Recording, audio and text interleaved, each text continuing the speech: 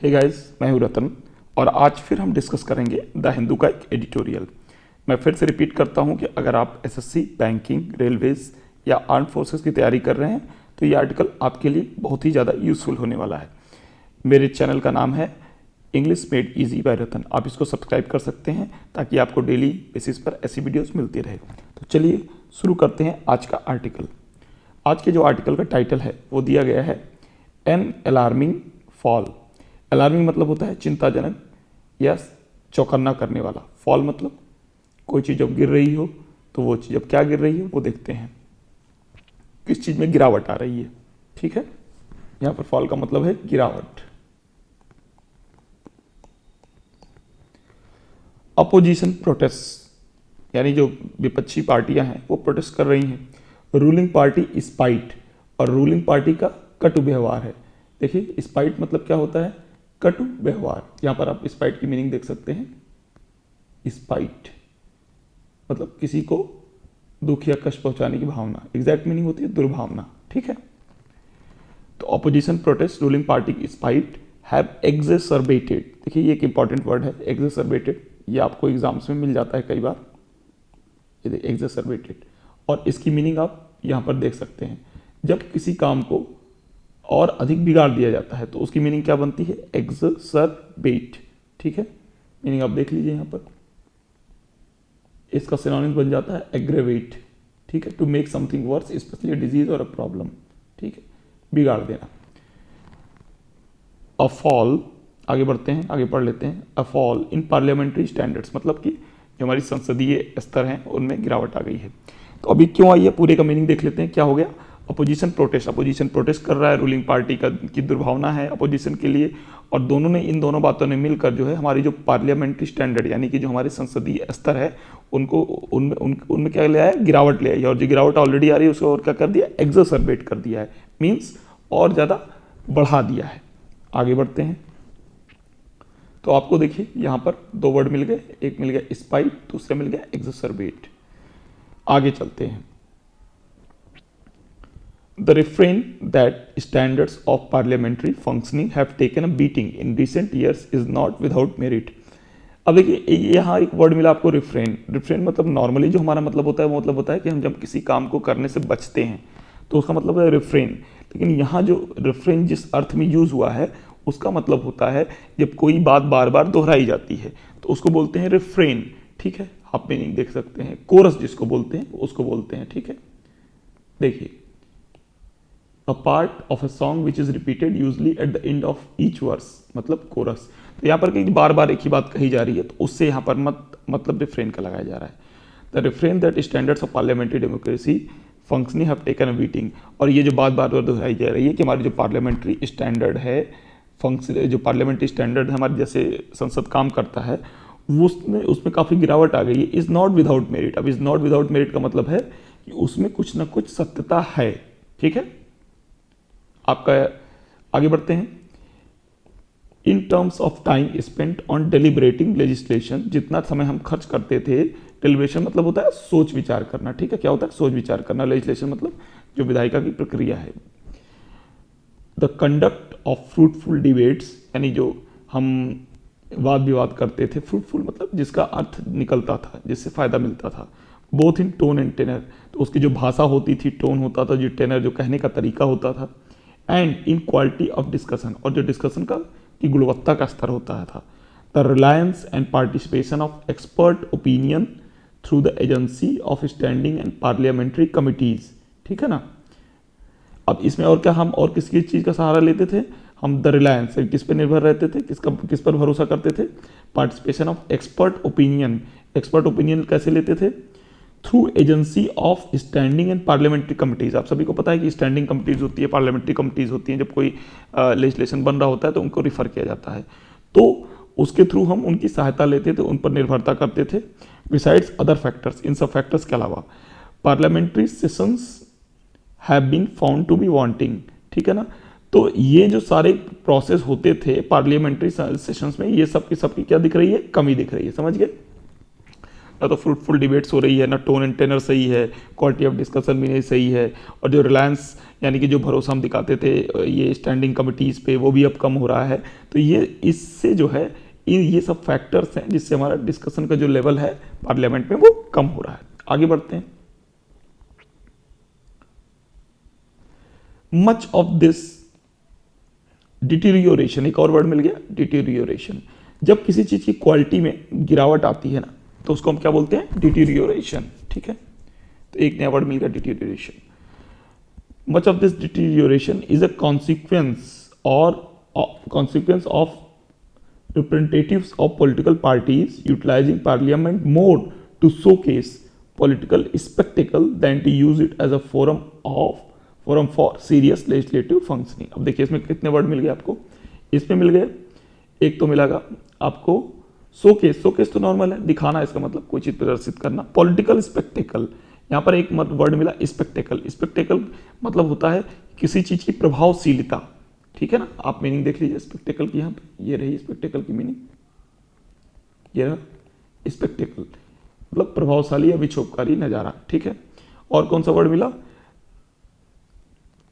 ठीक है, दो ही वर्ड मिले। तो इसकी मीनिंग क्या बनी कि ये जो डिटोरेशन है, जो डिस्कशन की क्वालिटी में जो गिरावट आ रही है वो कॉन्सिक्वेंस है, परिणाम है किस चीज़ का है, कि जो हमारे पॉलिटिकल रिप्रेजेंटेटिव्स हैं ये क्या कर रहे हैं कि पार्लियामेंट को जो है एक डिस्कशन की जगह नहीं मान रहे हैं, बल्कि उसको जो है अपना एक राजनीतिक जो प्रभावशीलता है वो दिखाने के लिए यूज कर रहे हैं, और इसलिए जो सीरियस लेजिस्लेटिव फंक्शनिंग जो है वो डिस्टर्ब हो रही है। आगे बढ़ते हैं। देखिए ये एक आर्टिकल है जो कि पार्लियामेंट से रिलेटेड है, पार्लियामेंट के डिस्कशन से रिलेटेड। इसमें बहुत सारे ऐसे वर्ड आएंगे जो आपको लीगल वर्ड होंगे या फिर पार्लियामेंट से रिलेटेड वर्ड होंगे। तो इसमें कई वर्ड आपको अच्छे भी मिलेंगे और कई सारे वर्ड एग्जाम में दिख जाते हैं। आगे बढ़ते हैं।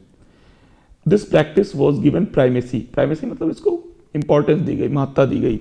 बाई किसके द्वारा, अब ऐसा आर्टिकल कह रहा है कि इसको जो है भारतीय जनता पार्टी द्वारा महत्ता दी गई during UPA United progressive alliance tenure. Tenure मतलब क्या होता है, शासन होता है। तो ये जो प्रैक्टिस बता रहा है कि भाई डिबेट नहीं करनी है, बाधा डालनी है, ये सब जो है ऐसा आर्टिकल कहता है कि बीजेपी ने किया था जब कांग्रेस की गवर्नमेंट थी, यूपीए की गवर्नमेंट थी, and has now been copied. अब उसको एज इट इज किया जा रहा है, उसकी कॉपी कर ली है किसके द्वारा, by the Congress and other parties. तो अब वही काम कांग्रेस एंड अदर पार्टीज कर रही हैं, who are utilising the houses more and more as arenas. एक वर्ड मिल गया, एरिना मतलब होता है अखाड़ा। ठीक है, किस तरह यूज कर रही है, अखाड़े की तरह। ऑफ प्रोटेस्ट मतलब वो प्रोटेस्ट एक आपके प्रोटेस्ट करने के, विरोध करने के अखाड़े की तरह जो है संसद का यूज किया जा रहा है पॉलिटिकल पार्टीज के द्वारा। डिसरप्शन, डिसरप्शन मतलब थे बाधा। Disruption has become the norm, तो डिसरप्शन जो कभी कभी होना चाहिए था अब तो नॉर्म बन गया है, वो डेली का काम बन गया है। विद द अपोजिशन सीकिंग चाह रहा है क्या, to use the debates as a ploy. देखिए प्लॉय एक वर्ड मिल गया आपको, प्लॉय मतलब क्या होता है, चाल, तिकड़म। ठीक है ना, यहाँ आप मीनिंग देख सकते हैं प्लॉय की, देखिए चाल, तिकड़म। ठीक है, तो अब क्या कर रहा है अपोजिशन, डिबेट्स को एक तिकड़म की तरह यूज कर रहा है टू गेन पब्लिसिटी। क्या है, उससे उसको क्या मिलेगी, पॉपुलैरिटी मिलेगी। आगे बढ़ते हैं। Just as BJP did earlier, जैसे पहले बीजेपी कर रही थी वैसे अब कांग्रेस कर रही है, बट नॉनदलेस, लेकिन फिर भी कोई बात नहीं है। Even more damaging to the legislative business, और इससे भी ज्यादा डैमेजिंग बात क्या है, हानिकारक बात क्या है, जो हमारी विधायी कार्य है उसके लिए, with the ruling party choosing to pass bills. अब जो रूलिंग पार्टी यानी कि जो करंट रूलिंग हमारी जो पार्टी है, सत्ता में है, वो क्या कर रही है, चूज कर रही है, मतलब क्या कर रही है, वो पास बिल कर रही है विदाउट एडिक्वेट डिस्कशन। एडिक्वेट मतलब होता है इम्प्रॉपर, इम्प्रॉपर मतलब प्रॉपर, विदाउट एडिक्वेट मतलब कि बिना उचित डिस्कशन के उसको कर रही है। तो ये मतलब भाई कोई बिल जब पास होता है तो उसका डिस्कशन होना चाहिए प्रॉपरली, लेकिन ऐसा आर्टिकल कर रहा है कि उसका डिस्कशन प्रॉपरली नहीं हो रहा है। आगे बढ़ते हैं। अदर अनसीमली, अनसीमली मतलब होता है, एक नया वर्ड मिल गया, इसका मतलब होता है अशोभनीय। ठीक है, आप इसकी मीनिंग यहां पे देख सकते हैं। Unseemly used about behaviour not polite, जो पोलाइट ना हो मतलब अभद्र हो, अशोभनीय हो। तो other unseemly scenes in Parliament last week, कुछ अशोभनीय व्यवहार लास्ट वीक क्या हुए। द फरर, एक वर्ड मिल गया फरर।